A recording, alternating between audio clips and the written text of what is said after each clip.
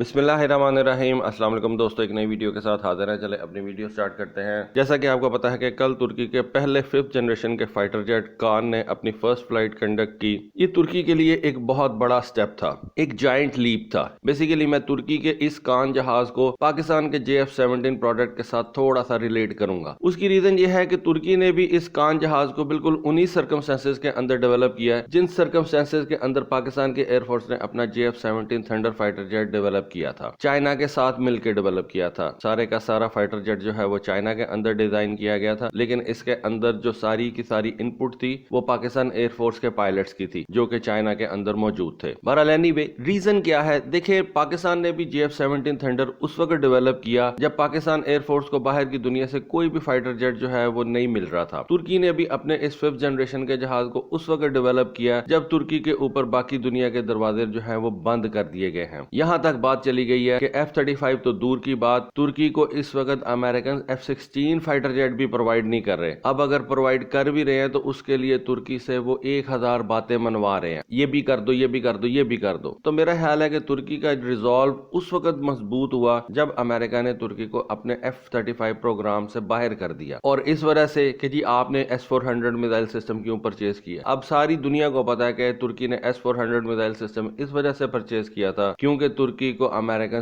Patriot missile system نہیں cell کر رہے تھے۔ بہرحال اینی وے یہ ایک لمبی کہانی ہے، لیکن جو پیچھے تھاٹ پروسیس ہے وہ ان دونوں جہازوں کا سیم ہے کہ آپ اپنے اوپر ریلائی کریں، اپنی انڈسٹری کو ڈیولپ کریں، اپنا ہیومن ریسورس ڈیولپ کریں اور دوسروں کے ترلے کرنے کے بجائے وہ چیز اپنے ملک کے اندر ہی تیار کر لیں۔ اور آج ترکی کے اس 5th جنریشن کے فائٹر جیٹ نے اپنی فرسٹ فلائٹ کنڈکٹ کی ہے۔ اس فرسٹ فلائٹ کے بارے میں ٹرکش ایروسپیس کے جو CEO ہیں انہوں نے ایک ٹویٹ کی اور انہوں نے بتایا کہ یہ فرسٹ فلائٹ جو تھی یہ 13 منٹ تک جاری رہی، جہاز نے تقریباً 230 ناٹ کی سپیڈ جو ہے اس کو اچیو کیا اور یہ جہاز 8000 فٹ کی بلندی تک گیا۔ ترکی نے اس جہاز کے پروگرام کو دسمبر 2010 کے اندر سٹارٹ کیا تھا۔ ایک کنسپچول ڈیزائن کانٹریکٹ جو ہے وہ گورنمنٹ اور کمپنی کے درمیان اگست 2011 میں سائن کیا گیا اور پراپر ڈیولپمنٹ کانٹریکٹ اس جہاز کا اگست 2016 کے اندر گورنمنٹ اور TAI کے درمیان میں سائن ہوا تھا۔ جیسا کہ آپ جانتے ہیں کہ ترکی F-16 جہازوں کا ایک بہت بڑا آپریٹر ہے، تو اس کا یہ مطلب بھی ہے کہ ترکی اپنی ایئر فورس کے حوالے سے امریکہ کے اوپر بھی اتنا ہی زیادہ ڈیپینڈنٹ ہے۔ دیکھیں جتنا زیادہ ترکی F-16 جہاز کو استعمال کرے گا اتنا ہی زیادہ ترکی امریکہ کے اوپر بھی ڈیپینڈنٹ ہوگا، ہر چیز کے حوالے سے امریکہ کے اوپر ڈیپینڈنٹ ہے۔ ابھی ریسنٹلی ترکی نے اپنے یہ F-16 جہاز اپ گریڈ کرنے کا فیصلہ کیا، لیکن ترکی کے پاس بہت تھوڑے F-16 جہازوں کے سورس کوڈ موجود ہیں اور صرف ان F-16 جہازوں کو ترکی اپ گریڈ کر سکتا ہے۔ باقی F-16 جہازوں کو اپ گریڈ کرنے کے لیے ترکی کو امریکہ کی اجازت بھی چاہیے اور مدد بھی چاہیے۔ تو یہ ساری چیزیں کان جہاز کے آ جانے کے بعد کافی حد تک کم ہو جائیں گی، اور اس کے ساتھ ساتھ بیسیکلی ترکی کا جو مین ایم تھا اس جہاز کو تیار کرنے کا وہ یہ تھا کہ ترکی دنیا کے ان چند ممالک میں شامل ہو جائے۔ بائی دی وے ترکی دنیا کا 5واں ملک آئی بلیو بن گیا ہے آفٹر امریکہ، رشیا، چائنا، ساؤتھ کوریا، جس کا کوئی 5th جنریشن والا جہاز جو ہے وہ تیار ہو چکا ہوا ہے۔ تو اینی وے ترکی کا جو مین ایم تھا جو میں سمجھتا ہوں وہ یہ تھا کہ ترکی اپنے ملک کے اندر ایک ایڈوانس کامبیٹ ایئر کرافٹ تیار کرنا چاہتا تھا جس کے اندر جتنی بھی ٹیکنالوجیز استعمال ہوتی ہیں وہ ساری کی ساری ترکی اپنے ملک کے اندر تیار کرے۔ خیر یہ ایک بڑا مشکل کام ہے، لیکن پھر بھی ترکی نے ایک سٹیپ تو لیا جس کا سارا انفراسٹرکچر جو ہے وہ ترکی کے اندر ہو، اس کا ہیومن ریسورس ترکی خود سے ڈیولپ کرے، اور یہ ساری چیزیں کرنے کے بعد اس کا جو مینوفیکچرنگ کیپیبلٹیز ہیں وہ بھی ترکی کے اپنے ہاتھ میں ہو۔ خیر یہ جو اب کان جہاز ہے اس کے بارے میں تھوڑا سا آپ کو بتا دیتا ہوں کہ اس کا جو ونگ سپین ہے وہ تقریباً 46 فیٹ کا ہے، اس کی جو لینتھ ہے وہ تقریباً 69 فیٹ کی ہے۔ 2 انجنز کے ساتھ یہ اکوپ کیا جاتا ہے۔ اس کے اندر فی الوقت دونوں انجن جو ہے وہ امریکن میڈ ہیں، یہاں تک تو امریکہ کے اوپر ڈیپینڈنٹ رہے گا ترکی، کیونکہ یہ جو دونوں انجن اس جہاز میں انسٹال کیے گئے ہیں یہ F110GE129 ٹربوفین انجنز ہیں جو کہ امریکہ سے پرچیز کیے گئے ہیں۔ لیکن کل میں ایک ترکی کے آفیشل سے سن رہا تھا، وہ کہہ رہے تھے کہ 2028 تک ترکی اپنے ملک کے اندر اس جہاز کے لیے انجن خود سے تیار کر لے گا۔ خیر چلیں 2028 تک نہیں، یہ تو ان کا اپنا ایک ایم ہے، گول ہے، لیکن ہو سکتا ہے کہ تھوڑا سا ڈیلے بھی ہو جائے، لیکن ڈیفینیٹلی ترکی اپنے ملک کے اندر انجن تیار کرنے کی کوشش ضرور کرے گا، اور ترکی نے یہ ٹاسک TR موٹر کو دیا۔ اس کان جہاز کے اندر تمام وہ کریکٹرسٹکس رکھی جائیں گی جو ایک 5th جنریشن کے جہاز کی ہوتی ہیں، جیسے کہ لو آبزرویبلٹی، انٹرنل ویپنز بے،